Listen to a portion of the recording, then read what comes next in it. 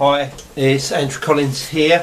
I've received today a package from the United States, which, if I'm not mistaken, is the advanced copies of my new book, Atlantis in the Caribbean and the Comet that Changed the World, published this month by Bear & Company, a branch of Inner Traditions.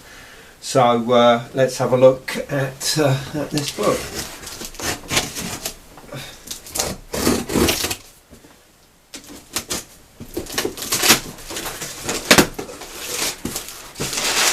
Packaging out the way.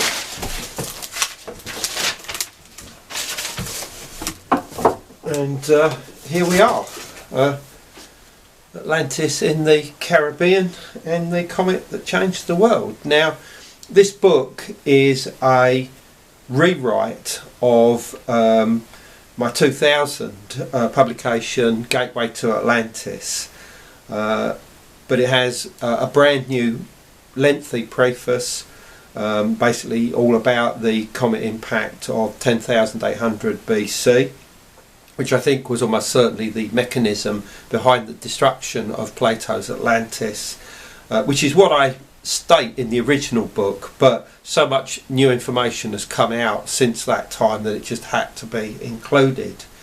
And also there's a lengthy afterword as well, which gives all of the latest evidence for the discovery of underwater structures off the Bahamian Islands, because in my estimation the research that I did indicates very clearly that Plato's Atlantis was located somewhere on the western Atlantic seaboard, or most certainly his island continent of Atlantis was the former Bahamian landmass, and also the Caribbean islands, most obviously Cuba, Hispaniola and Puerto Rico, and that these formed a huge, what Plato eventually calls an empire, but was in fact an area that was inhabited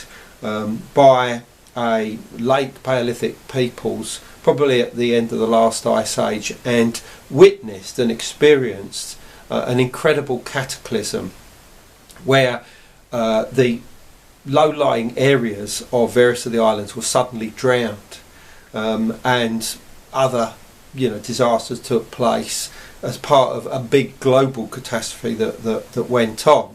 But even after this receded, the waters, the ice meltwaters that were coming out of the United States and pouring into the Gulf of Mexico rose the sea level substantially, completely drowning many low-lying regions in this area at this time. And I'm sure that it's the memory of this that Plato has preserved.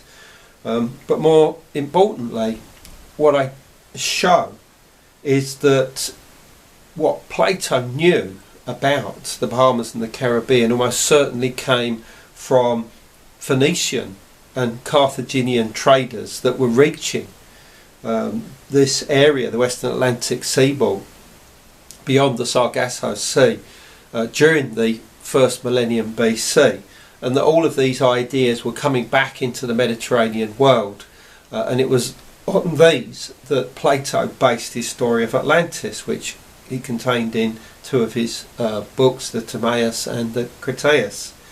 So here we have a book. There's all the pictures. They're in black and white because that's the way that they were done back in 2000. The book looks beautiful. It's got a matte finish. It's quite a substantial read. I don't think that you'll be disappointed with the research that I put into this, and have rechecked completely for this new edition. And hopefully you'll share with me in reading it and order your copy when you can. Okay, cheers.